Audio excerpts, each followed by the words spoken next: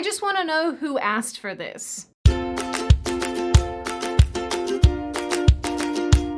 Hi, my name is Sydney, welcome back to hell. And as per usual, before we launch in, today's video is sponsored by the Epic Times. Now, if you live on planet Earth, you probably will have seen in the last little while something about the new live-action remake of The Little Mermaid. Who would have even thought that a fish person could stir up so much trouble? And even I have to admit that initially when I saw the trailer and the explosion of commentary surrounding it, even I wanted to comment on the race-swapping element of the film, and I still do. But you know, then it occurred to me, maybe the biggest issue here isn't even necessarily the race swapping, although that is a conversation unto itself.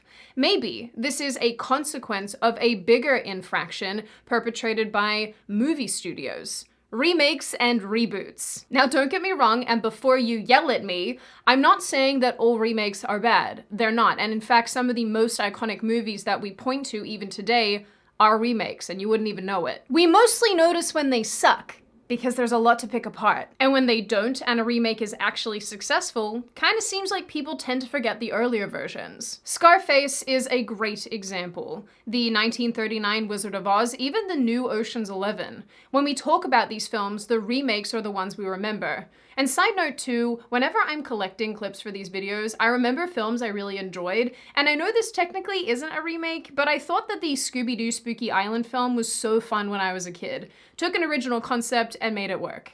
Anyway. I don't know about the rest of you, but remakes these days are turning me into a grumpy old man who simply doesn't want to go to the cinema, or to the couch, or wherever you get your entertainment. And from everything I've read about the new Little Mermaid film, I would bet all of my teeth that this will turn out the way other Disney remakes have as well, ultimately disappointing a core audience, killing the nostalgia factor, and just being generally disappointing overall. It's okay to reimagine and recreate stories and plots. What's not okay is taking something beloved and destroying it for the sake of woke or feminist messaging, money-making, or because you've run out of ideas and creativity.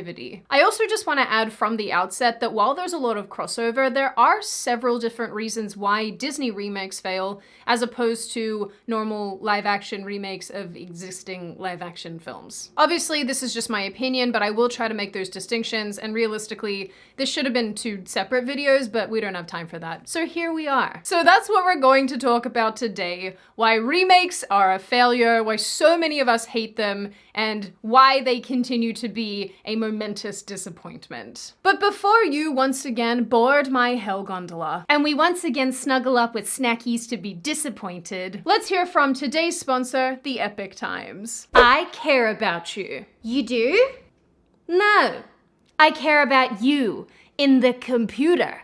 I care about your brain and your intelligence. And to paraphrase Mark Twain, who apparently didn't even say this in the first place, if you don't read the newspaper, you're uninformed. If you do read it, you're misinformed. And I want you to be misinformed. Sydney. I'm kidding, obviously. I want you to be super duper extra informed, which is why you should definitely check out the Epic Times. The Epic Times is an unbiased, fact-based news outlet that was originally started to combat communist propaganda. They're so dedicated to what they do that besides being endlessly defamed because apparently proper journalism is far right today, they've had their printing presses burned and their journalists assaulted for reporting the truth.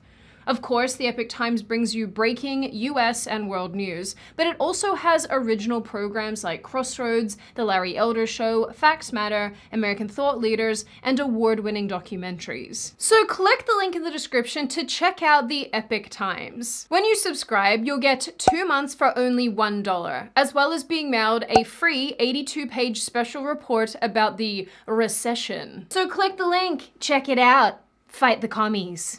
I think it's true that there are two kinds of viewers when it comes to remakes. People who want something to be more or less the same as far as the original source material goes, but made with better graphics and CGI. And people who are okay with a little bit of adaptation, provided it adds to the story and gives greater insight into the characters, their motivations, yada yada. And bonus group, people who don't want the remake at all and would rather watch the original. The trouble is, today we get few remakes with any substance or meaningful adaptations that audiences actually enjoy. And when films stick closely to the original source material, they still end up feeling soulless and kind of pointless. One minute you're confused and irritated that Scar doesn't want to be the king to do evil stuff, but instead to date his brother's Lady Lion Sarabi. The next you're equally mad and confused by a near-identical performance of Hakuna Matata by two humanized singing animals, and you can't quite work out why you're watching this. Long ago, you chose Mufasa over me, but now there is a new king. So stop being so selfish. It's often a lose-lose situation from the outset, and it's absolutely exacerbated when movie studios decide to reboot or rework beloved classics. The only time there seems to be an okay reception to these recreations is when the story is not that well known or remembered, or it has some plot holes that can be filled in without throwing everything else out of whack. The Lion King, Mulan, Beauty and the Beast, these didn't need fixing and they didn't have plot holes. Remaking them was likely always going to end in disappointment because what was already there wasn't broken. Now, a film like Pete's Dragon, for example, which I personally have never watched, came out in 1977 and was remade in 2016. It's likely that most audiences would remember and probably prefer the newer version simply by virtue of the fact that they have no emotional attachment to the first one. Or I could be wrong, and it's your favorite movie ever, although I would have a lot of questions if it were. But like, this guy's got such a cute squishy face. It makes my heart so happy. Now, like I mentioned, there is crossover in failure for both Disney remakes and normal remakes. And because there are several elements that make these films terrible, I want to start with the very obvious narrative issues. One I notice most often is that writers don't seem to understand the original motivations for characters and their arcs. We end up with two results. Characters that are so watered down that their storylines kind of feel pointless, or characters that are deliberately misunderstood and misrepresented to suit an agenda. You can hear Murphy breathing in the background. Can you not do that? Thank you. Okay. This is likely why we see their storylines being used as vessels with which to push woke or feminist narratives. In an interview about The New Little Mermaid, the lead actress noted that this will be a win for girl power, essentially. You are likely already aware, but the same messaging happened in Mulan and Beauty and the Beast. And it's genuinely really annoying. No half-naked Shang, but girl power Mulan. This is not what my female soul wanted. Real talk, I had my mum read over my ideas while I was writing this video, and she was like, "What's a Shang?" My confirmation of being heterosexual. Anyway, the new Pinocchio is also a great example of gutting a character and its arc. In the original animation, Murphy, I will kill you. In the original animation, one of the main things that makes the story so interesting is the concept of agency and autonomy for this wooden little doll. The story is ultimately about his actions having consequences from which he must learn and grow. Pinocchio makes a series of terrible choices that lead him into trouble. He doesn't go to school, he joins a theater troupe, he goes to Pleasure Island. Ah, that's why Hollywood remade this. They can relate. He goes to Pleasure Island, befriends little ruffians, smokes and acts unbecoming of a good boy. And the thing is, he enjoys doing these things. That's why he's eventually turned into a donkey, because he's being a little jackass. And all of these choices eventually lead him to learning from his mistakes and choosing to do the right thing. The adaptation, however, gives you none of this. The events in the story are changed so much that the overall message is null and void. Pinocchio on Pleasure Island in the live action seems distressed by his fellow ruffians' bad behavior. And Pinocchio himself doesn't really make any of his own choices. He doesn't skip school like in the original, he's kicked out by a teacher who hates puppets. Get out and stay out! School is for real children, not the ridiculous puppets. He doesn't participate willingly in bad behavior, he's more or less along for the ride. He exercises zero agency and doesn't do all that much wrong, so there are no real opportunities from which to learn.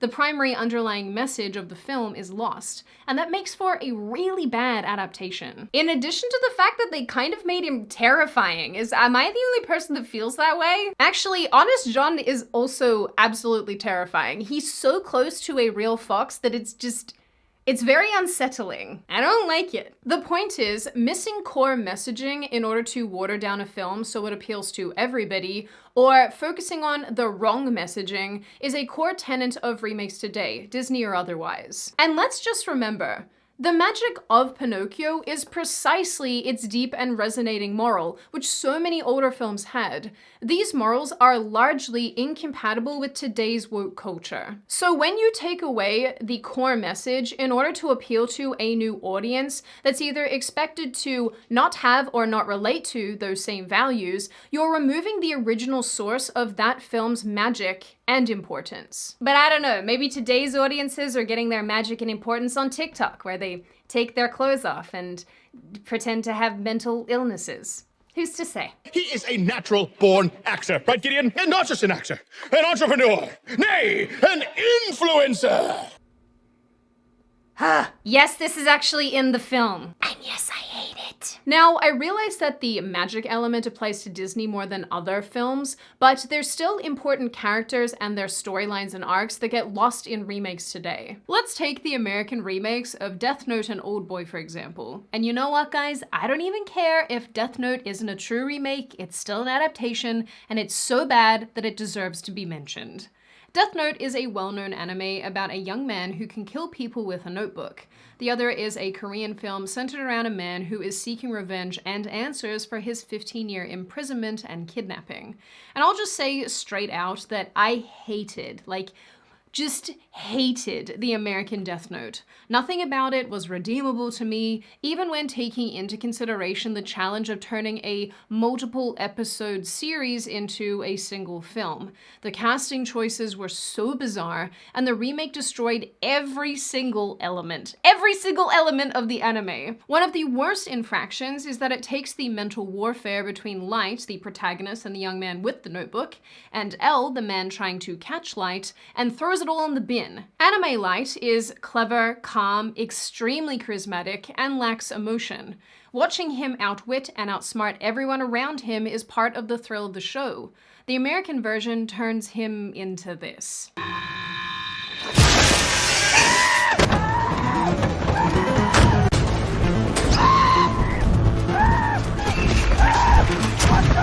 I just hate it. I hate it. I know the majority of you probably haven't seen it, so you won't understand my pain, but this is, in fact, the movie version of a lobotomy. Just get it over with, put the spike in my eye. Oldboy, on the other hand, might not be as bad as Death Note, but was still a poor remake nonetheless. We can't even say that the American version was inspired by the original and made an attempt to do something a little different for Anglo-speaking audiences. It was legitimately a shot-by-shot remake of the Korean film translated into English. This differs to Disney remakes because the original film was made in 2003. It was already more or less updated, and for fans, the adaptation was completely unnecessary because it didn't add anything. It took away plot points that allowed it to make sense, and according to a friend of mine who is a huge fan of the original, it seems like an ego projection on behalf of the director Spike Lee. It's also worth mentioning at this point that there are cultural elements that don't translate so well between countries, meaning that a remake has to more or less make thoughtful changes for it to work. And this is actually true even between English-speaking countries. Personally, I find that comedic British cinema rarely makes sense when recreated by American studios. Ah, but Sydney, you'll say. What about The Office? And I'll say, like I mentioned at the beginning of this video, there are exceptions to every rule, but name me another one. You can't because they don't exist. And The American In-Betweeners is a travesty that should be burned away and forgotten. Remakes of existing live-action films do give directors and writers and everybody in between the opportunity to cast big names, but also take a run at a story that they might like. The trouble is, it appears they don't give a lot of thought to how the film's original plot and characters fit together. What is the word for that? Movie makers? It actually sounds wrong. This was actually one of my primary criticisms in my video about feminist Hollywood. These remakes don't only destroy characters and their storylines, it's as if the people who are in charge of making them don't care to find out why these plot points mattered in the first place. Which leads me to style over substance. Some of what we see on screen today is really remarkable, and I can understand the appeal of remaking old films with what we have available to us technology-wise. Visually, they can be stunning, and visually, they often are. But even this is a sticking point for audiences, especially for animation to real life. There's something there that simply doesn't translate. The reason cartoons lend themselves so well to children's films and stories in particular is because we're able to suspend our disbelief when we're watching something animated. Yes, animals can sing, they emote, carpets fly, dragons make Dragons make bacon and eggs and then feed them to you. There are few restrictions because the world in which these stories are set isn't trying to conform to real-life expectations, like gravity. When you translate all of this into a realistic world setting, suddenly it feels a little bit out of place. The Critical Drinker briefly touched on this in a recent video, and I think he made a great point. While discussing The New Little Mermaid, he said that cartoon films, even if unrealistic, can be more vibrant and interesting, even when depicting the ocean floor, because they adhere to their own individual style. Live action, on the other hand, is subdued, muted, and generally unappealing to look at because it's attempting to replicate what people might expect the real ocean floor to look like. When you consider it seriously, it kind of makes sense why Matt Walsh was able to get away with making jokes about the fact that Ariel should in fact be a translucent sea monster. But this explains, at least in part, why Disney remakes don't go over so well. The scenes are extremely hard to reproduce. And when they do successfully give us a shot-by-shot of a film, like The Lion King for example, people then get angry because the animals don't emote enough. But how could they? They're animals. They're not capable of expressing complex feelings like sadness and anger and smugness. Now look, Zazu, you've made me lose my lunch. Most of the time, cartoon animals and inanimate objects are personified. We ultimately expect them to express themselves like humans, and when they can't do that, we feel less attached. When they do, it isn't believable because it's in a real-world setting. So like the Critical Drinker mentions, we can only suspend our disbelief so much. I'm also going to add this point because I do think it's important to this discussion. Disney songs lend themselves so well to animation. It feels like another lose-lose. If they cut the music altogether, those of us who wanted Shang singing Make a Man Out of You will be very upset. And if they include it, we endlessly rip on the auto-tuned voice of Emma Watson who forced Belle the Dreamer to be changed to some feminist icon, or whatever. The music is often what makes the original animation so good, and the songs have become extremely iconic. Ruining them or cutting them will always make a good portion of viewers extremely upset. Obviously, I'm case in point with the Shang thing, I'm just saying. Now, I briefly mentioned messaging and how this is largely incompatible with today's predominantly younger audiences. Something I'd like to add to that are the narrative choices and changes made to characters that most of us grew up with. I saw recently that The Wizard of Oz is going to be remade with an LGBTQIA+XYZ inclusive and racially diverse cast and storyline.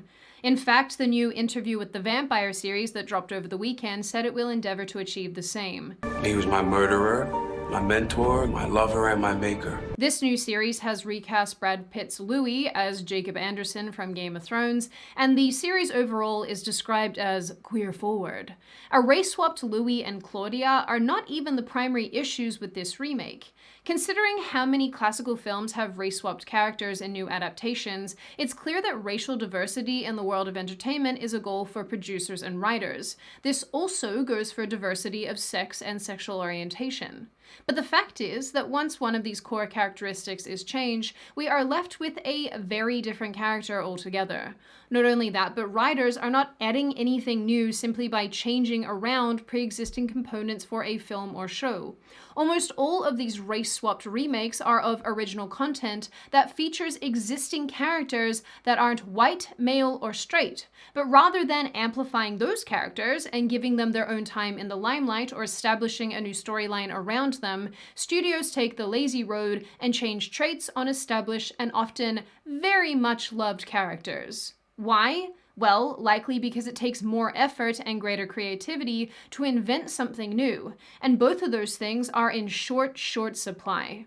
In fact, it could probably be easily argued that true creativity, a luster for making something new and exciting, for creating original magic, is dying. And the lazy CGI upgrades, shot-by-shot remakes, and race and orientation swappery demonstrate how artistry, especially in Hollywood, is taking its last raggedy breaths. When a film is reinvented to suit diversity quotas and woke agendas, like I mentioned in my Feminist Hollywood video, the film or series ultimately gets absorbed by the forced messaging rather than giving us authentic, good writing and relatable characters. And we hate watch them anyway. Before I wrap this video up, there is one other thing that I would like to add, and it's something that occurred to me while I was looking into this, while I was writing this video.